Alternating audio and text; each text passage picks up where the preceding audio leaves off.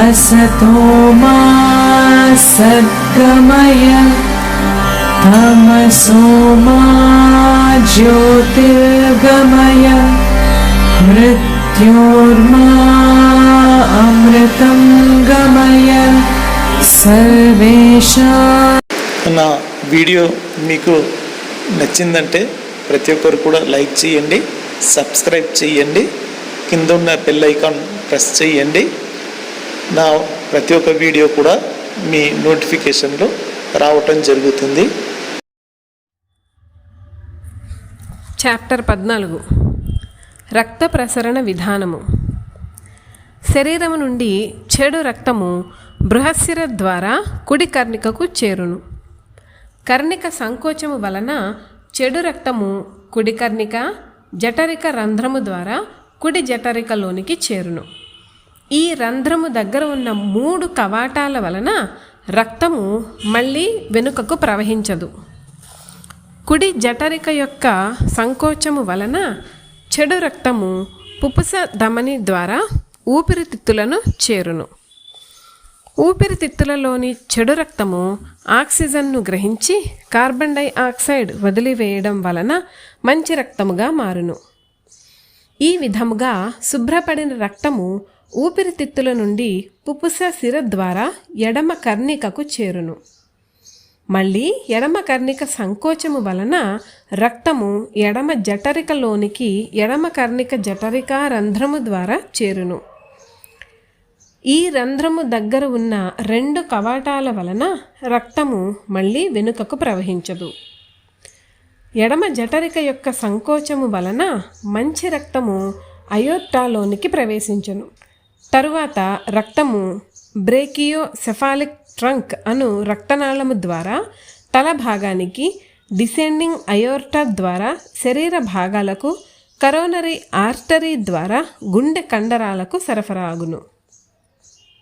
ఈ ప్రసరణ వ్యవస్థలో కుడి జఠరిక నుండి చెడు రక్తము పుపుస ధమని ద్వారా ఊపిరితిత్తులకు చేరే ప్రసరణను పల్మనరీ రక్త ప్రసరణ అని అంటారు.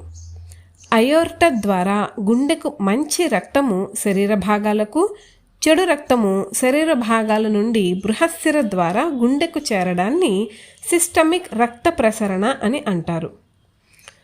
గుండె కండరాలకు కరోనరీ ఆర్టరీ ద్వారా రక్తం సరఫరా అయ్యే వ్యవస్థను కరోనరీ రక్త ప్రసరణ వ్యవస్థ అంటారు. రక్త పీడనము. రక్తనాళాల్లో పీడనము వలన రక్తము ప్రవహించును. దీనిని రక్త పీడనము అంటారు. ఈ రక్త పీడనము అయోర్ట దగ్గర ఎక్కువగా ఉండి ధమనులలో రక్తకేశ నాళికలలో రాను రాను తక్కువగును. రక్త పీడనాన్ని స్పిగ్నోమోనోమీటర్తో కొలుస్తారు. జఠరికలు సంకోచము చెందినప్పుడు కలిగే పీడనాన్ని సిస్టోలిక్ ప్రెషర్ అంటారు. వ్యాకోచం చెందినప్పుడు కలిగే పీడనాన్ని డయాస్టోలిక్ ప్రెషర్ అంటారు. ఈ సిస్టోలిక్ ప్రెషర్ మరియు డయాస్టోలిక్ ప్రెషర్ మధ్య తేడాను పల్స్ ప్రెషర్ అంటారు. మనుషులలో సాధారణంగా రక్తపీడనము 120/80 ఉంటుంది. ధమనిలోని సరాసరి రక్తపీడనము systolic pressure plus diastolic pressure by 2. జంతువు. ఆవులలో రక్తపీడనము 134/88 మిల్లీమీటర్ల పాదరసము ఉండును. హార్ట్ రేట్ నిమిషానికి 40 నుండి 60. కుక్కలలో 138/79, హార్ట్ రేట్ 70 నుండి 120 సార్లు నిమిషానికి. పందులలో రక్తపీడనము 169/108 మిల్లీమీటర్ల పాదరసము, హార్ట్ రేట్ నిమిషానికి 60 నుండి 80. గుర్రాలలో 80/50, హార్ట్ రేట్ 60/70. మేకలలో 120/84 రక్తపీడనము, హార్ట్ రేట్ 70 నుండి 80 నిమిషానికి. గొర్రెలలో 114/68 రక్తపీడనము, హార్ట్ రేట్ 70 నుండి 80 సార్లు నిమిషానికి. కుందేలు 110/80 రక్తపీడనము, హార్ట్ రేట్ 123 నుండి 304 సార్లు నిమిషానికి. కోడి రక్తపీడనము 131/95 మిల్లీమీటర్ల పాదరసము, హార్ట్ రేట్ 130 నుండి 160 సార్లు నిమిషానికి. రక్తపీడనాన్ని నియంత్రించే కారకాలు. గుండె యొక్క సంకోచ వ్యాకోచాలు. సంకోచాలు ఎక్కువగా ఉన్నప్పుడు రక్తపీడనం కూడా ఎక్కువగా ఉండును. సంకోచ వ్యాకోచాలు తక్కువగా ఉన్నప్పుడు రక్తపీడనం కూడా తక్కువగా ఉండును. రక్తము యొక్క పరిమాణము. ఎక్కువ పరిమాణంలో రక్తం ప్రవహించితే రక్తపీడనము కూడా ఎక్కువగును. గాఢత. రక్తము ఎక్కువ గాఢతతో ఉంటే కూడా రక్తపీడనము ఎక్కువగా ఉండును. రక్త ప్రసరణలో అవరోధము. రక్త ప్రసరణలో ఏదైనా ఆటంకము ఉంటే రక్తపీడనము ఎక్కువగును. రక్తములో కొవ్వు పదార్థాలు ధమనుల యొక్క గోడలలో చేరడం వలన ఈ ధమనుల గోడలు మందమగును. అందువలన రక్తపీడనము ఎక్కువగును. ధమనుల యొక్క సాగే లక్షణం తక్కువగా ఉన్నప్పుడు రక్తపీడనం ఎక్కువగా ఉండును. వయస్సు బట్టి రక్తపీడనము ఎక్కువగా ఉండును. విశ్రాంతి లేదా నిద్రపోవునప్పుడు రక్తపీడనము తక్కువగా ఉండును. ఎక్కువ శ్రమ చేసినప్పుడు కోపము, ఉద్రేకముగా ఉన్నప్పుడు, ఆహారము జీర్ణమగునప్పుడు, వ్యాయామం చేసినప్పుడు రక్తపీడనం ఎక్కువగాను ఉండును. పాలు ఇచ్చే పశువులలో రక్తపీడనము ఎక్కువగాను ఉండును. రక్తము ద్రవరూపంలో ఉండే కణజాలము. ఈ కణజాలములో రక్త కణాలు మరియు ద్రవ పదార్థాలు ఉండును. ఈ ద్రవ పదార్థాన్ని ప్లాస్మా అని అంటారు. రక్త కణాలు 3 విధాలుగా ఉండును. ఎర్ర రక్త కణాలు, తెల్ల రక్త కణాలు, రక్త ఫలకికలు. ప్లాస్మాలోని 91 నుండి 92% నీరు ఉండును. రక్తములో 55 నుండి 70% ప్లాస్మా ఉండును. దీనిలో నీరు, ఆక్సిజన్, కార్బన్ డయాక్సైడ్ మరియు నైట్రోజన్ అను వాయువులు ఉండును. దీనిలో ప్రోటీనులు, ఆల్బుమిన్, గ్లోబులిన్, ఫైబ్రినోజన్, పిండి పదార్థాలు, glucose, lactose, pyruvate, lipids, fat, cholesterol మొదలగునవి. నాన్ ప్రోటీన్స్ నైట్రోజన్ అనగా NPN పదార్థాలైన యూరియా, క్రియాటినిన్ మొదలగునవి ఉండును.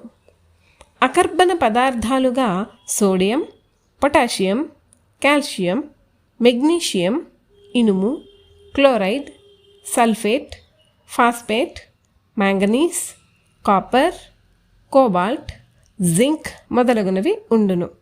హార్మోన్స్, విటమిన్స్ ఇవన్నీ రక్తంలో ప్లాస్మాలోనే ఉండును.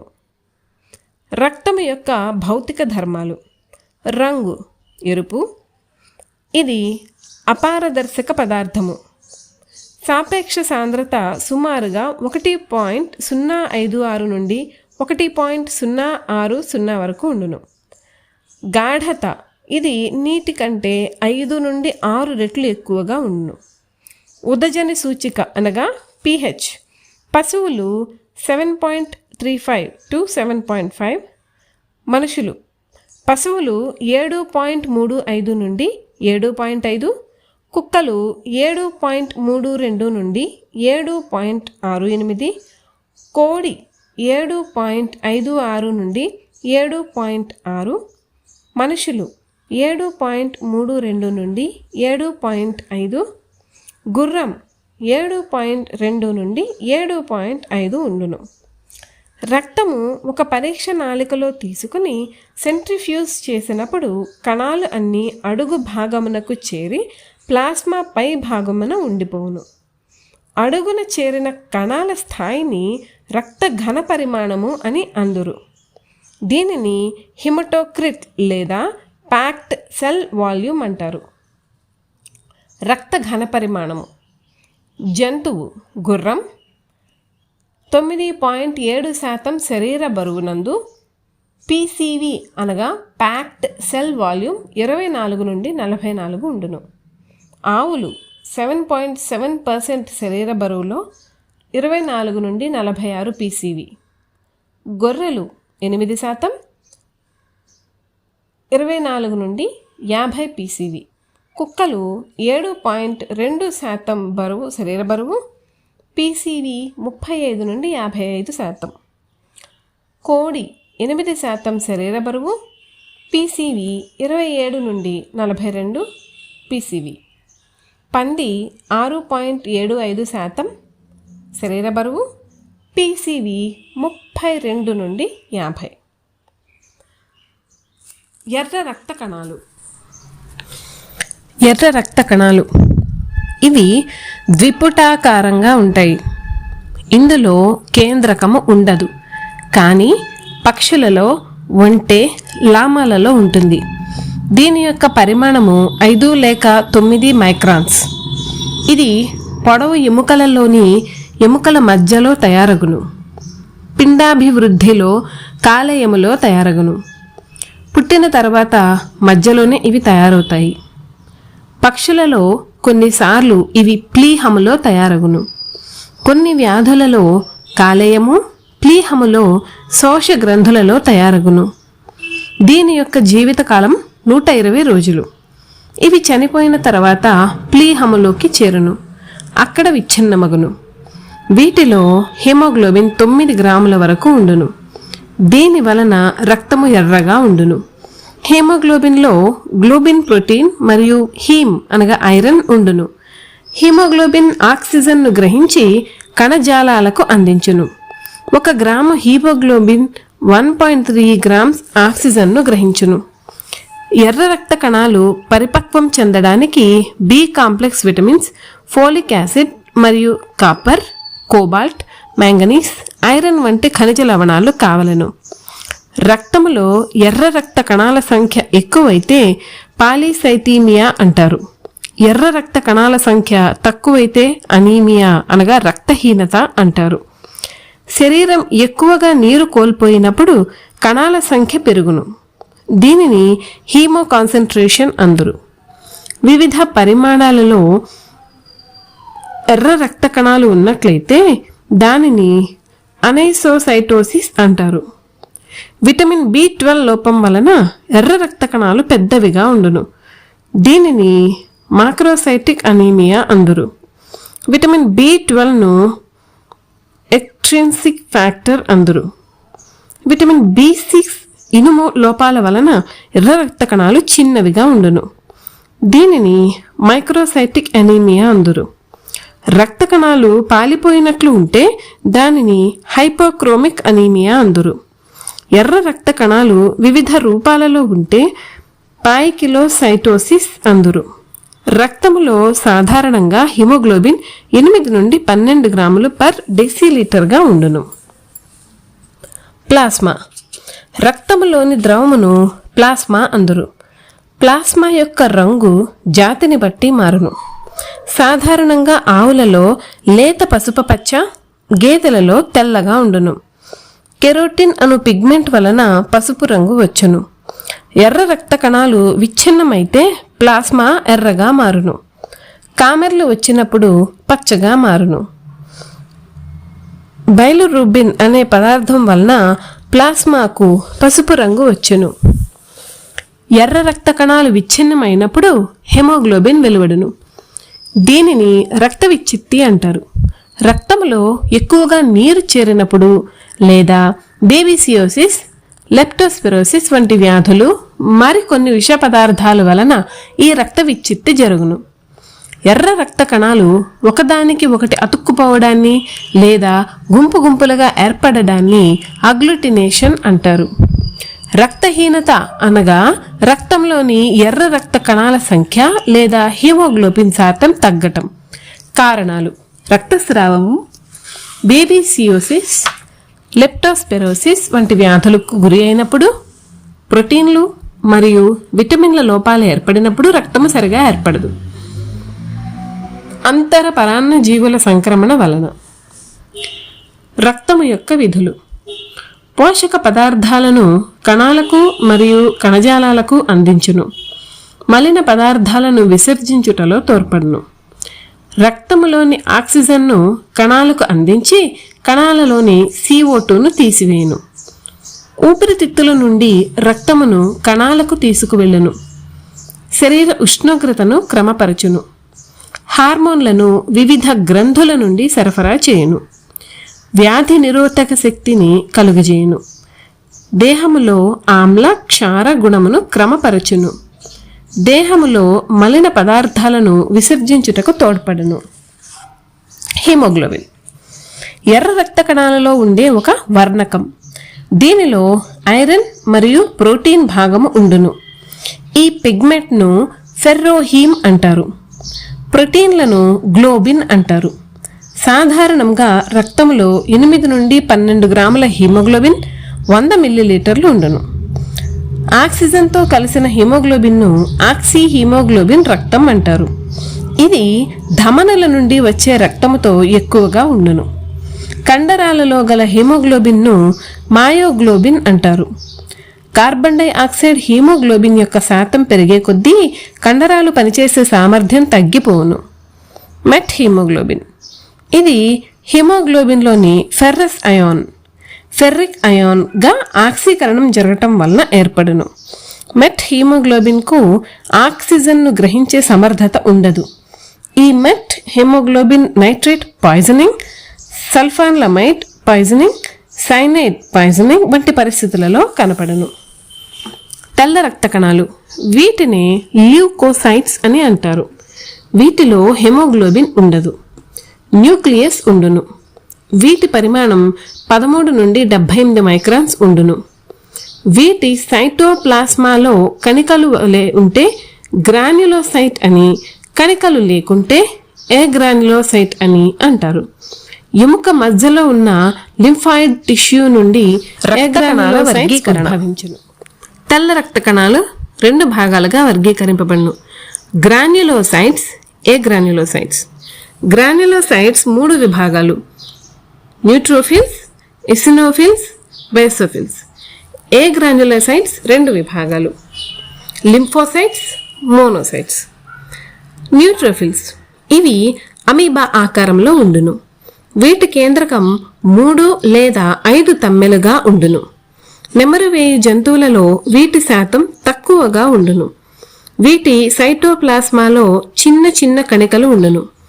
ఈ కణాలలో గ్రాన్యూల్స్ నుండి లైజోసోమ్స్ అనే ఎంజైమ్ బ్యాక్టీరియాలను చంపును. మొదటి రక్షక కణాలుగా వీటిని పరిగణించెదరు. వీటిని పాలిమార్ఫెస్ అని అందురు. ఈ గ్రాన్యులోసైట్స్ యొక్క జీవితకాలం 2 నుండి 3 రోజులు. ఎసినోఫిల్స్ ఇవి చాలా తక్కువ రోజుల వరకు జీవించును. ఇవి పరాన్న జీవుల వలన కలిగే వ్యాధులలో అలర్జీ, విషప్రయోగము కలిగినప్పుడు ఇవి ఎక్కువగా వస్తాయి. ఇవి న్యూట్రోఫిల్స్ కంటే కొంచెం పెద్దవిగా ఉండును. వీటి లోపల పెద్ద కణికలు ఉండును.